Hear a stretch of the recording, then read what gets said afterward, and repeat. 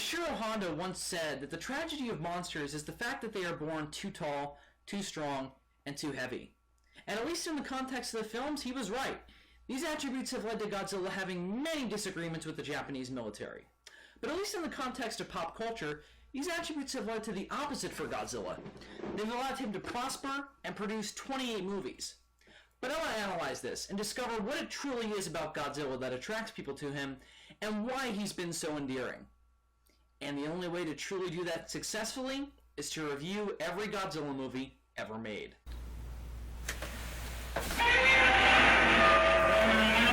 Some people might be angry, but regardless, welcome to Zazubaar's Godzilla Palooza.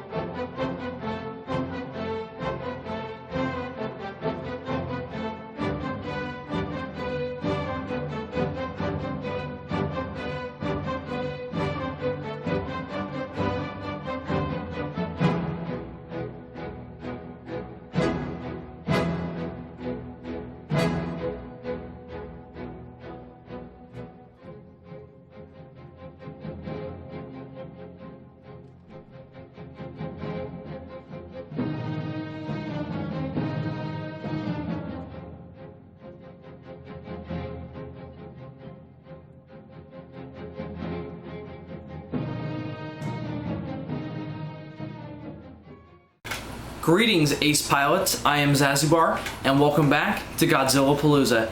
It's day 21, and today we're going to be taking a look at another reworking of a classic Godzilla film and Godzilla enemy. Actually, a couple of Godzilla enemies and Godzilla characters, with 1993's Godzilla vs. Mechagodzilla 2. Godzilla vs. Mechagodzilla 2 is a confusing title because it's set in the heisei continuity, so clearly it has nothing to do with, you know, the original Godzilla vs. Mechagodzilla or Terror of Mechagodzilla. As similar to the previous film, TriStar released the film in America under that name to avoid confusion with the other film called that, because they released Godzilla vs. Mechagodzilla, you know, the original as that, and they thought people would get confused if they released another film called the same thing, so they said, hey, let's just call it 2.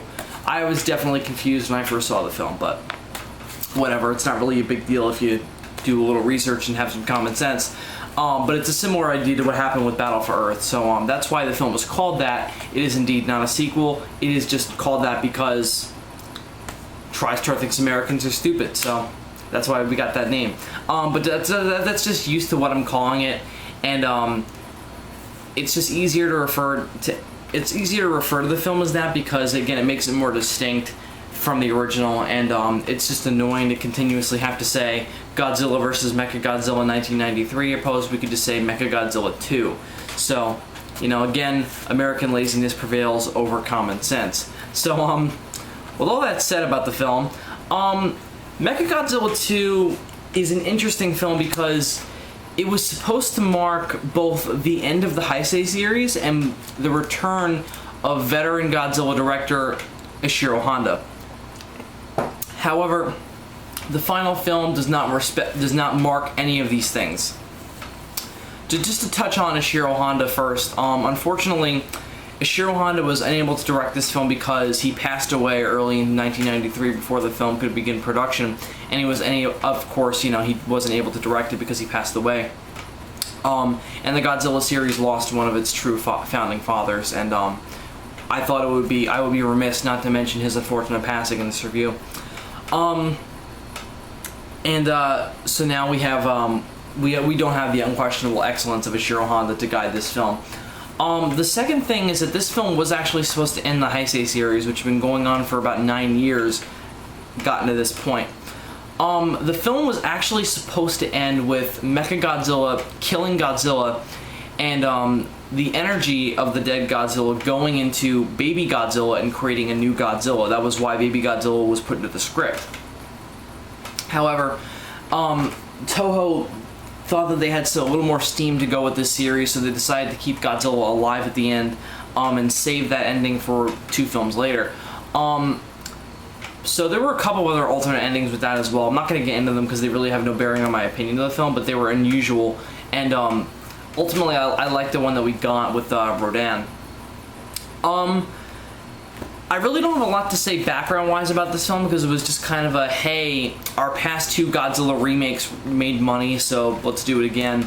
And this film is, in my opinion, leaps and bounds better than Battle for Earth. And that's only because, well, not leaps and bounds, but it's better than Battle for Earth because, like Battle for Earth was trying to do, Mechagodzilla 2 manages to be a really interesting reworking of a classic Godzilla film and Godzilla character, while also being a very standalone film that also not only reworks that original story, but also manages to be standalone and also fits in beautifully with heisei continuity. I mean, this film just has beautiful continuity with the previous films, but we shall get into that when we get into the plot. So let me just say though, like regarding my overall feelings of the film, I really, really like this movie. It's one of my favorites of the heisei series. I think it's fantastic. It's a great reworking of Mechagodzilla. It's leaps and bounds entertaining, and is overall just a great heisei Godzilla film. My problem with it is actually not, it doesn't really ruin the movie, it just makes it somewhat difficult to watch. The thing is that the premise of the film, which we'll get into the plot with the plot synopsis, is extremely simple. So that leaves a lot of long stretches of film where not a lot is going on in the story, and we'll get into that in a second. But my biggest problem with this film is that, especially in the second act, the film really starts to drag, and it becomes somewhat difficult to watch with that happening. So with all those things said, let's get into the plot of Godzilla vs. Mechagodzilla 2. The film opens with the mechanical head of Mecha King Ghidorah from Godzilla vs. King Ghidorah being salvaged and brought into the base of a new anti-Godzilla corps called G-Force, which is basically a organization devoted to killing Godzilla. And it's part of the Japanese government, I suppose, but I think it's basically United World Politics, so it's basically an organization devoted to killing Godzilla. And they want to use this the technology salvaged from Mecha King Ghidorah to build a robot called Mechagodzilla, which is their main weapon that they want to create to kill Godzilla. And they require a bunch of pilots and technicians and engineers to construct this thing. And the final product is this equally Godzilla-sized giant robot called Mechagodzilla with onboard weapons, piloting, and it's overall their main weapon that they want to use to kill Godzilla. And the plot also goes into the discovery of a Pteranodon skeleton and a Pteranodon nest on an island. And inside the nest there is an opened eggshell and a fully formed egg. One of them's unhatched, the other one's hatched, obviously. And the one that was hatched actually gave birth to a mutated Pteranodon we know as Rodan. In this film called the Radon, because in the original Japanese version of Rodan, he was called Radon, excuse me. And he was changed when he was brought over to American shores because they didn't want people to confuse his name with the element. But with this film, I guess there wasn't a concern over that because they call him Radon in this film. However, it's actually not even pronounced that way. It's pronounced Radon, but whatever. We'll just call him Rodan for the sake of I'm trying to keep myself sane. So Rodan arose from that egg as well. And Godzilla quickly comes to the island as well and has a pretty cool fight with Rodan over ownership of the unhatched egg, which is being taken back to Japan by a research team who want to see if it'll hatch into another Pteranodon. However, it actually hatches into a baby Godzillasaur. Yeah, already affected by radiation. It's basically a baby Godzilla. And they take it back to Kyoto and begin to do tests on it. Quickly, Godzilla also returns to Japan and goes on a rampage, attempting to get to the baby Godzillasaur. Mechagodzilla is deployed in its first attack on Godzilla, and proves to be unsuccessful though. There's a spectacular fight between the two, but ultimately Godzilla is able to repel Mechagodzilla and advanced mostly undeterred on Kyoto, and to retrieve his baby. However, they bring the baby down into a cellar, and that way Godzilla can't sense the baby, and Godzilla does leave Kyoto. There's a bunch of filler in between this, mainly trying to repair Mechagodzilla and discover secrets about the baby. The only thing I want to mention is the fact that they discover that inside the baby Godzilla sword there is a second brain inside his thigh that basically controls his his ability to move and his balance. So they think that the same is true for Godzilla, and they want to use Mechagodzilla to destroy that brain so that way Godzilla can't stand up and he won't be able to dodge their attacks. And they want to basically have an undeterred attack on Godzilla. They decide to enact this plan by using the baby Godzilla sword as a decoy to lure Godzilla to an uninhabited island where they can enact this plan. However, things do not go as planned when they send the baby Godzilla sword in a helicopter to the island, but Rodan, being energized by something, I really don't even want to outline this, but basically there are these strange plants surrounding the eggs of Rodan's egg and the baby Godzilla sword's egg, which basically produce a sort of energy that creates a high frequency song that makes the monsters stronger. It's not explained even kind of, but basically Miki Sagusa returns well, she's been in every heisei film since Biollante, but Miki Sagusa in this film teaches the song to a bunch of ESP students, and when they sing the song, it energizes Baby and Rodan and Godzilla, and causes Rodan to become stronger and turn into Fire Rodan, basically giving him similar powers to Godzilla. So Fire Rodan attacks the helicopter carrying the baby Godzilla sword, and takes the tank containing the baby Godzilla sword and the baby Godzilla sword's keeper, Asuza, and takes them into a city, presumably Tokyo or it could be Osaka, we're not told. Takes them into a city and attempts to open the canister to claim the baby Godzilla sword. However, Mechagodzilla goes after Rodan to retrieve the baby Godzilla sword and Asuza, and a fight between the two is underway, ending with Mechagodzilla with the help of another flying vehicle called Garuda in defeating Rodan. However, very quickly after that, Godzilla also comes to the area to retrieve the baby Godzilla sword and fight Mechagodzilla again, and another spectacular fight is underway.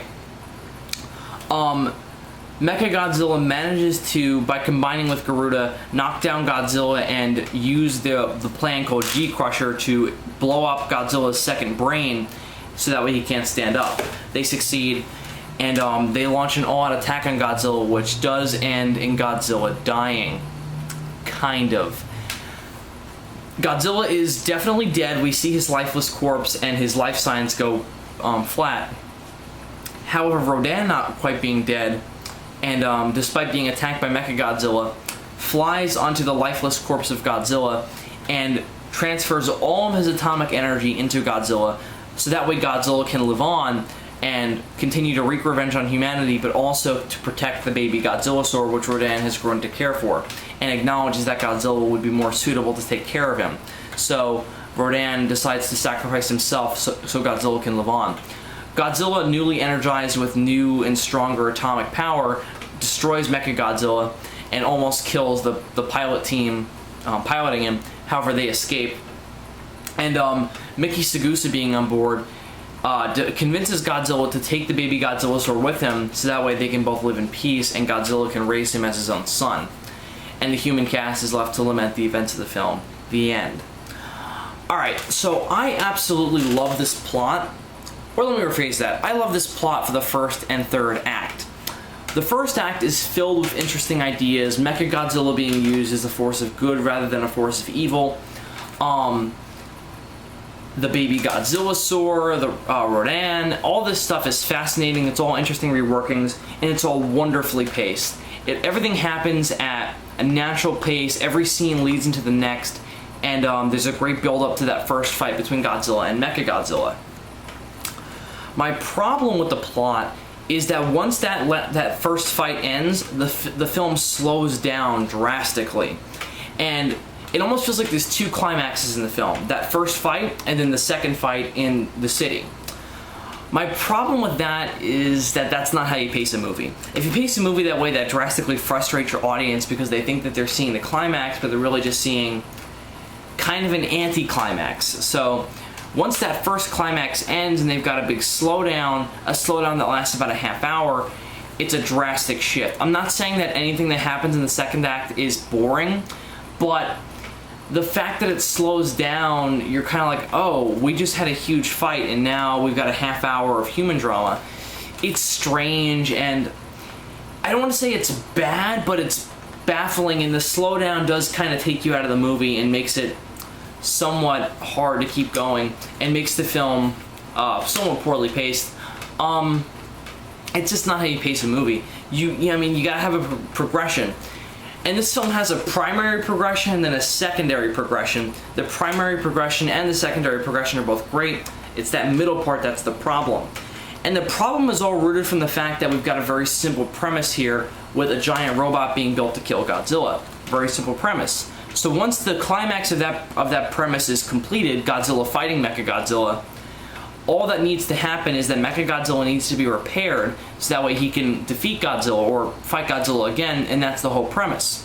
The problem with that is that we have a massive slowdown in the middle where other stuff has to come to the surface. All the subplots regarding Baby Godzilla, Rodan, Mickey, the human cast, all that has to come to the surface so that way where there's something to see while the Mechagodzilla is being repaired.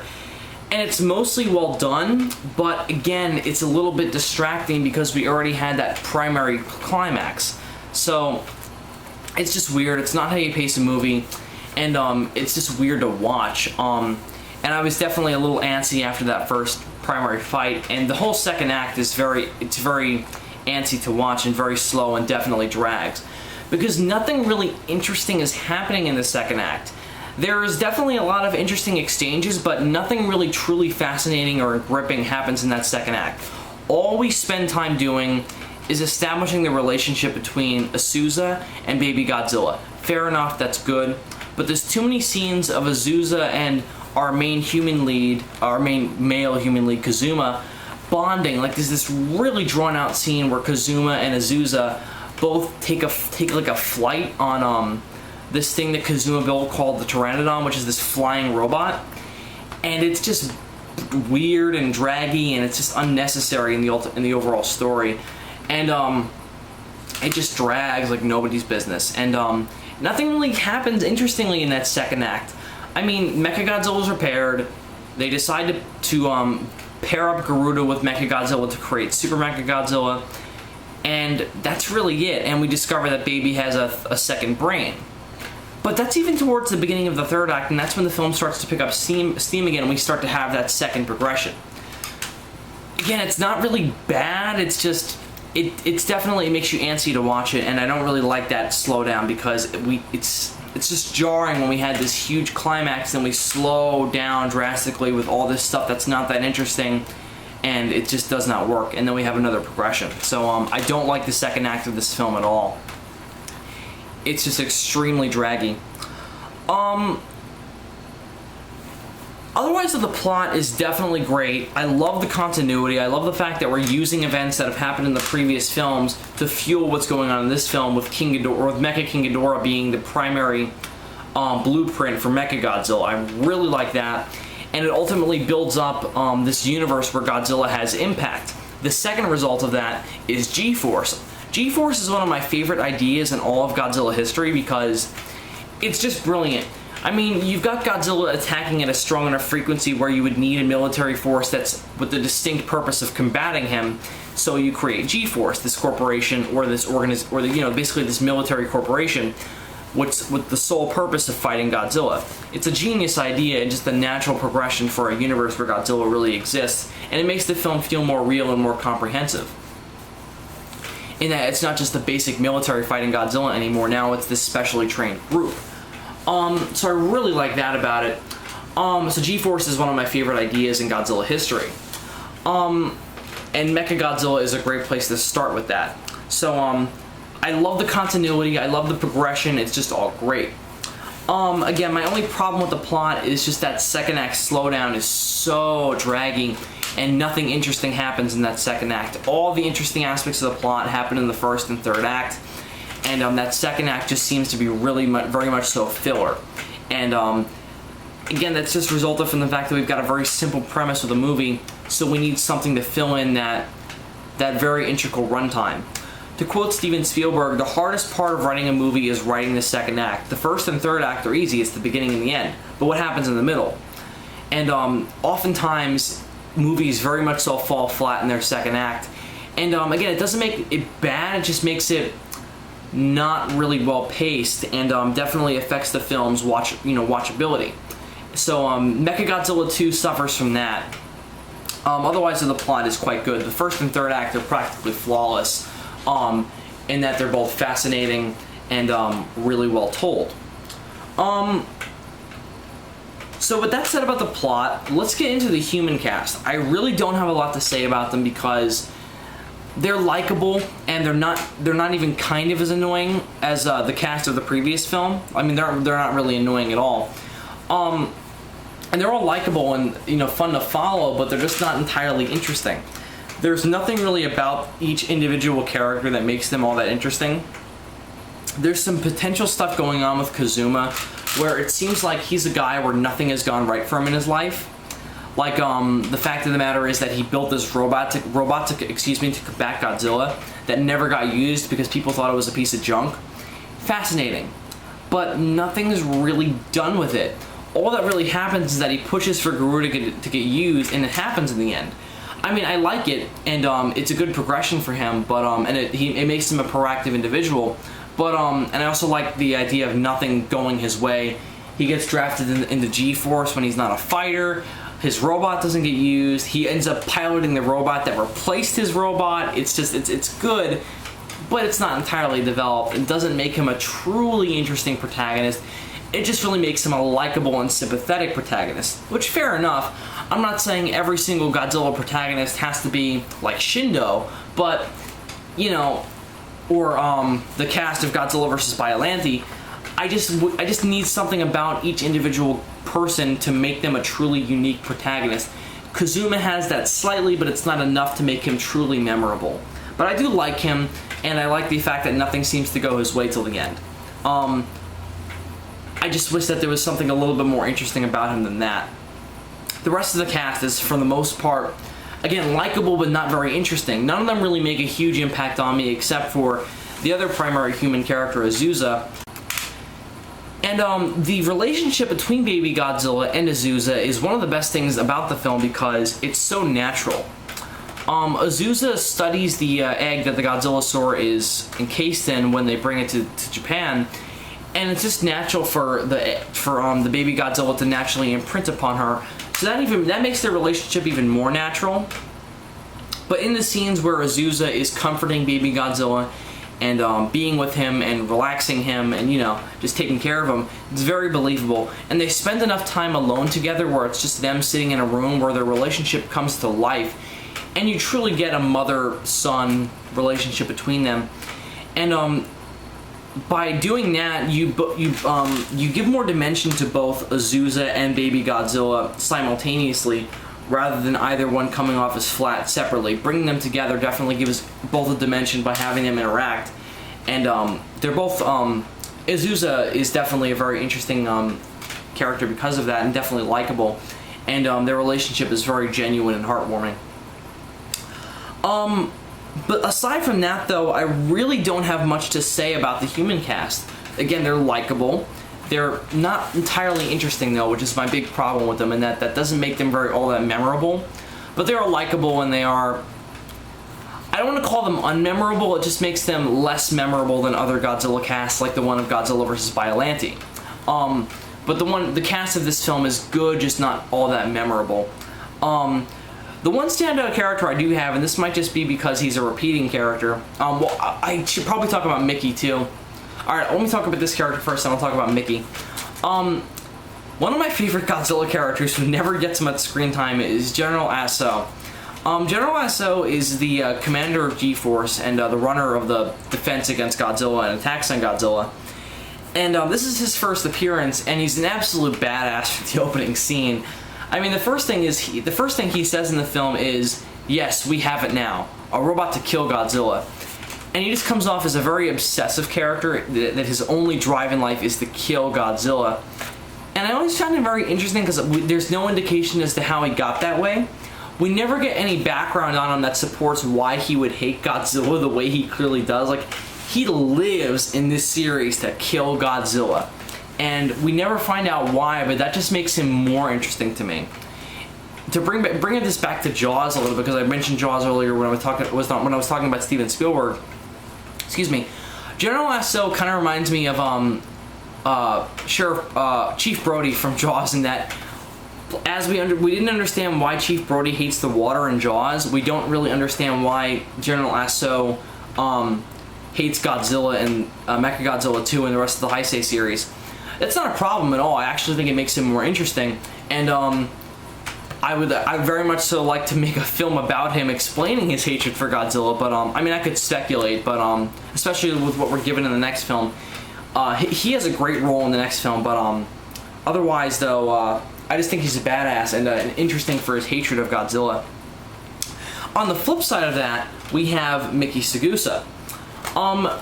Miki in this film is leaps and bounds better than what she was in the previous film. I failed to mention this in the previous review, but Miki in the previous film was extremely flat and ultimately pointless and superfluous, in that she didn't really do much in the story that advanced in the story or made her place all that integral. She just seemed to be there to let people know when Godzilla was about to attack, and that was only in 2 scenes, so she was ultimately pointless in the previous film. In this film, however, she's quite well developed and quite integral to the story, in that she has a great conflict of interest where she clearly wants to promote Godzilla's life and believes that he's a living being, and she gets that when she's looking at Baby, and that he's a baby Godzilla, but he doesn't want to go around killing people, and he clearly doesn't have the same hatred that the big Godzilla has, and that kind of Miki in the previous 2 films hasn't really shown a love or a desire to protect Godzilla like she's gonna in this film in the following films. And this film is the start of that development for her, in that seeing Baby really wakes her up and says, wow, Godzilla's a living thing with feelings. We can't just live to kill him. And G-Force needs to have a more complex motive than that.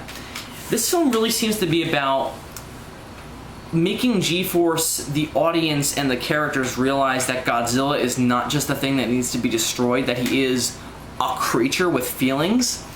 And bringing in both Mechagodzilla, Rodan, and Baby Godzilla is a great way to do that.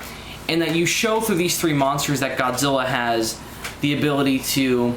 Well, Rodan not so... Well, Rodan has the ability to find a companion with Rodan, a son with Baby Godzilla, and an opposing side with Mechagodzilla, and then Mechagodzilla is kind of the pale imitation of Godzilla. I'm getting into the monsters now, actually. Alright, well, let me finish up with Miki first, then we'll get into the monsters. I just really like Miki because she comes to realize in this film that Godzilla is more than just a monster that needs to be killed, that he is a creature with feelings. And we get that with her conflict of interest, where she is assigned to have a lock on to the second brain in Godzilla's body so that way Mechagodzilla can destroy it. But she doesn't really want to do it because she's come to realize that Godzilla is more than just a monster that needs to be killed. As she says in the film, I always thought fighting Godzilla was a worthwhile cause, now I'm not so sure.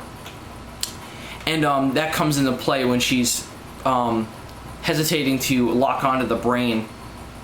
And there's a really subtle way she shows that she's fully come through a development, in that when Rodan releases his energy into Godzilla and Godzilla's brain reconstitutes, she has a big smile on her face and talks in a very satisfied and relieved tone.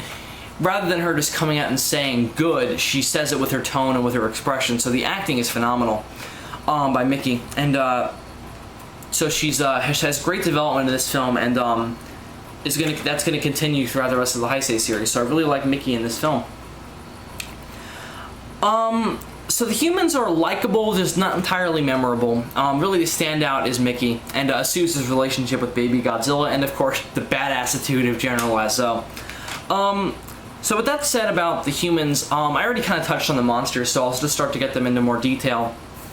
Again, the point of this film seems to be to make the characters realize that Godzilla is more than just a monster that needs to be killed. And I'll outline this by talking about each of the individual monsters. First of all, you have Mechagodzilla with a fascinating reworking where he is... See, here's the thing with Mechagodzilla and Godzilla. You have to have them on opposing sides. If Godzilla is a good guy, Mechagodzilla has to be a bad guy. If Godzilla is the bad guy, then Mechagodzilla has to be the good guy. Because you can't really justify the construction of Mechagodzilla without it being built to oppose Godzilla. The old adage is that you build something to, if you want to take something down, you build something that mirrors it. So with Godzilla, you have Mechagodzilla. And that especially comes into play in this film in that, you know, the point of this film is to make Godzilla more of a caring creature. And you have that with Mechagodzilla in that Mechagodzilla is the bare bones imitation of what Godzilla is, just fighting for a more noble cause. I mean, Mechagodzilla is just a monster with destructive capabilities, just a robot. And he doesn't have any of those feelings. So he can't beat Godzilla because of that. Because Godzilla has those feelings, because Godzilla has a companion with Rodan and a son with baby Godzilla. So, Mechagodzilla cannot defeat Godzilla because of that. And overall, that's why I like this reworking of Mechagodzilla, and that really comes to the surface. And through that with Mechagodzilla, you get the development for the rest of G-Force, so I really like that. Rodan is a little bit tricky for me, because Rodan doesn't become Godzilla's companion until Godzilla's dead. He spends the rest of the film fighting Godzilla, but for an ultimately interesting reason. Godzilla and Rodan fight because Rodan thinks that the baby Godzilla is his half-brother, or his brother, so he feels the need to protect him, but he does this without even seeing what's inside the egg. When Rodan stops protecting baby Godzilla and becomes Godzilla's companion, it's until he hasn't seen, it's only after he's seen baby Godzilla and realizes what he is that he doesn't do that anymore. And that he doesn't fight Godzilla over him, because he understands that he's not of Rodan's, his kinship. I mean, he still protects baby Godzilla, but it's not in the same veracity that he was when he was fighting Godzilla on the island. My problem with Rodan is that, well, this is more of a problem I had when I first saw this movie and not so much now because I watched it with a keen eye, was that his switch over to helping Godzilla seemed really sudden and unexplained. In that he just seems to fight Godzilla and then a switch turns and now he's going to help him. Watching it for this review, I had that at first, but then when I was watching it and dissecting, I realized why Rodan was doing this and why he becomes Godzilla's friend. I think it was for two reasons, one of them more bigger and more interesting than the other. The big reason for me is because Rodan hadn't seen what baby Godzilla was until after he opened up that canister, and it was at that point that he stopped fighting Godzilla. When Godzilla and Rodan fight for the first time, Rodan has no idea what's inside that egg. All he knows is that he hatched right next to it, so therefore he has a connection to it. So when Godzilla comes there to try and retrieve it himself, of course he's going to fight him over it. It's not until after Rodan sees what's inside the egg and sees that it's not of his kinship, that it's a baby Godzilla, does he back off and does he become Godzilla's companion and decides to help him protect the baby rather than fighting him over it. So that made his helping of Godzilla seem more legitimate to me, in that Rodan saves Godzilla's life and restores his energy because he understands that the true thing that is meant to raise baby Godzilla and protect him is Godzilla, because they're both of the same species. Rodan acknowledges that, yeah, I love baby Godzilla, but we're not of the same kind and it'd be better off if Godzilla raised him. And Azusa realizes the same thing when she decides to let baby Godzilla go off and swim off with Godzilla, and forces him to do so, in fact. So it's interesting and cool to have that with Rodan and have that parallel with Azusa. The second reason, and this one is much more reaching, so bear with me, is that Rodan and Godzilla are both mutated by atomic energy. Rodan would just be a basic pteranodon if he wasn't mutated by atomic energy. Godzilla would just be a Godzillasaurus if not mutated by atomic energy. I really like that reworking of Rodan, and we could also take that Rodan saving Godzilla's life was an acknowledgement of the fact that Godzilla is stronger than him.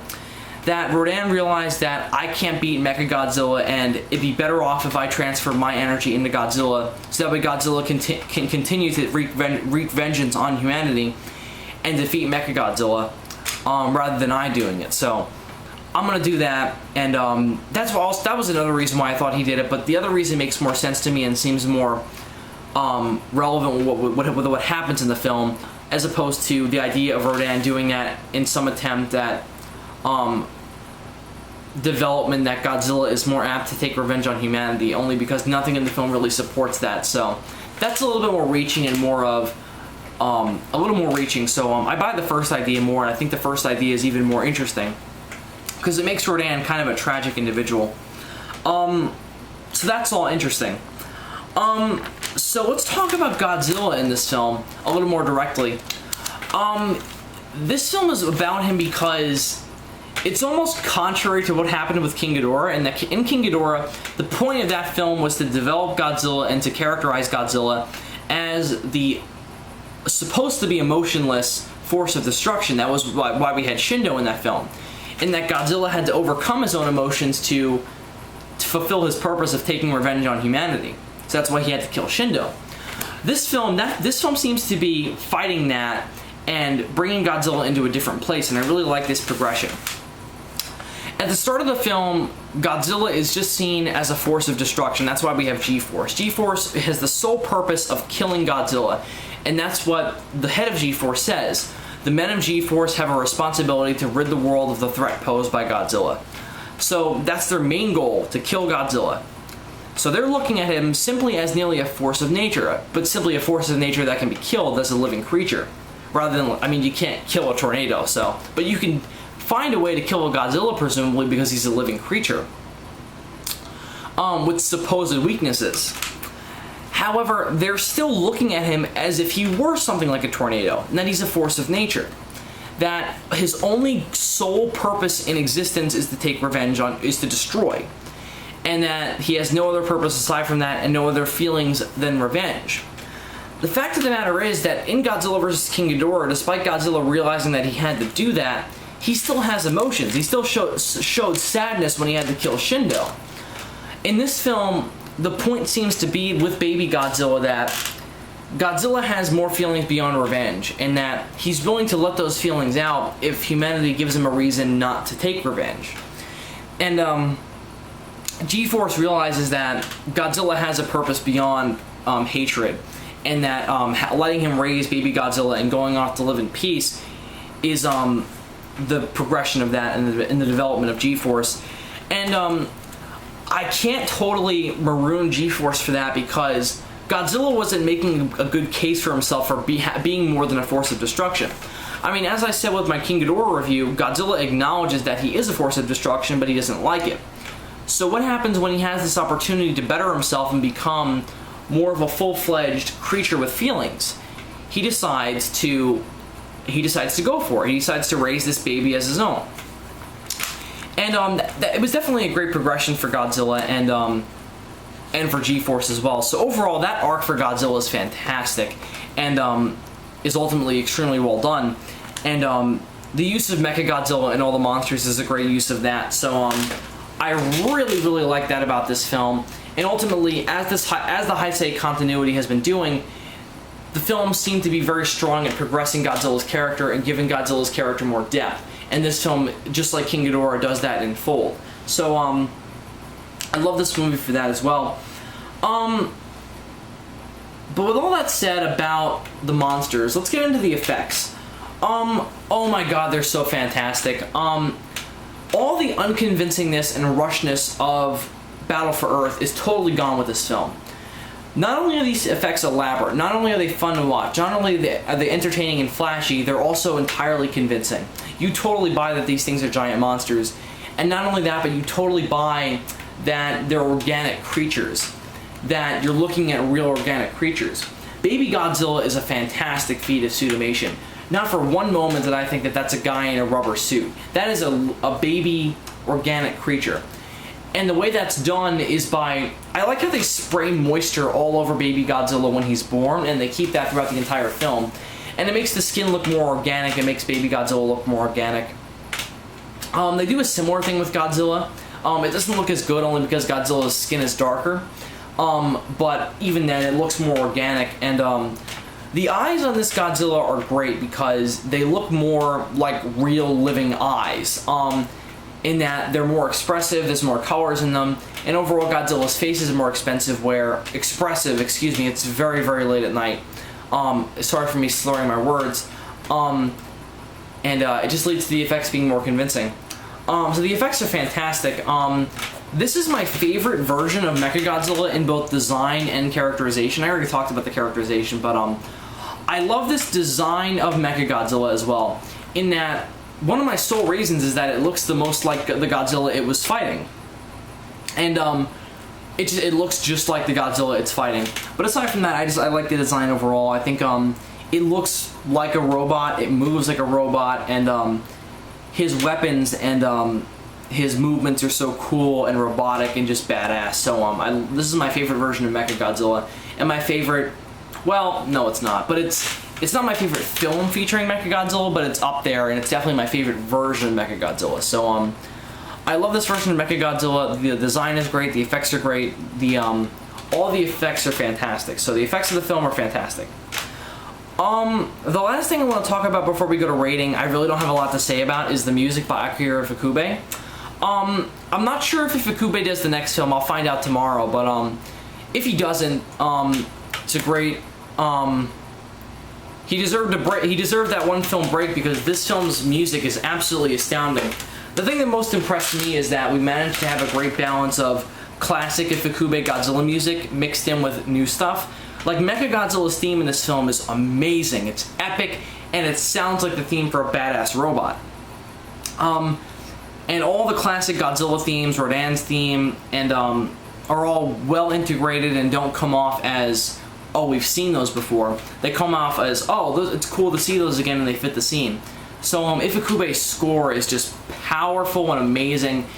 And the last few moments of the film where you hear that dramatic choir music while Godzilla and baby Godzilla are returning to the sea, it's very powerful. So that'll about do it for my review of Godzilla vs. Mechagodzilla 2. Overall, I think it's a fantastic film. Great ideas, great development for Godzilla, fantastic effects, overall very fun to watch, fascinating ideas, interesting developments and continuations of the heisei Godzilla universe. My really only problem with it, and the one that really kind of makes it somewhat difficult to watch for me, is the fact that the second act is nearly boring. I mean, it drags, there's nothing really going on, and it suffers from the fact that having a simple premise that climaxes at 2 points makes the middle a little bit draggy. So that second act is a little difficult to get through, but well worth your time to get through because of the brilliant first act and the brilliant third act. So I think the film was ultimately worth your time. I think that second act is not bad, it's just draggy, and there are some fun scenes where it does kind of keep you entertained, but overall it does definitely drag. But the film is worth watching for the first and third act.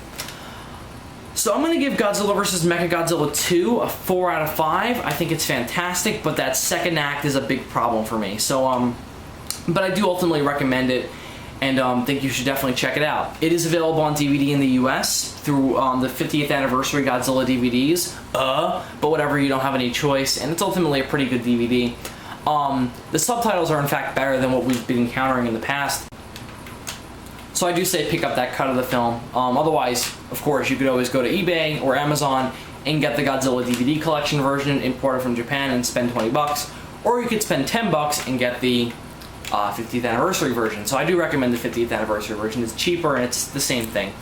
So 4 out of 5 for me for Godzilla vs. Mechagodzilla 2. So that'll about do it for this review of Godzilla vs. Mechagodzilla 2. And I'll see you guys tomorrow for a review of easily the worst film of the Godzilla heisei era. And no longer are we doing remakes of past Godzilla monsters, but now we're back to original monsters like this franchise, like this particular Godzilla franchise started out. When we get into the 1994 film, the birth Godzilla, well, the film that came out during my birth year, so interesting, and kind of a relevant movie for me in that regard. But anyway, it's still terrible. When we get into 1994's Godzilla vs. Spacegodzilla. I'll see you guys tomorrow for that review. Sayonara.